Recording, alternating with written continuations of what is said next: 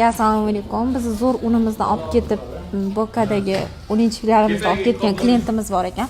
Ulari ozgina atsifi bor ekan unimiz haqida. Mana opa, assalomu alaykum. Assalomu alaykum, hurmatli mana shu Bukka tumani xalqi. Mana shu magazinga kirib, mana zo'r, mutabar yana nima?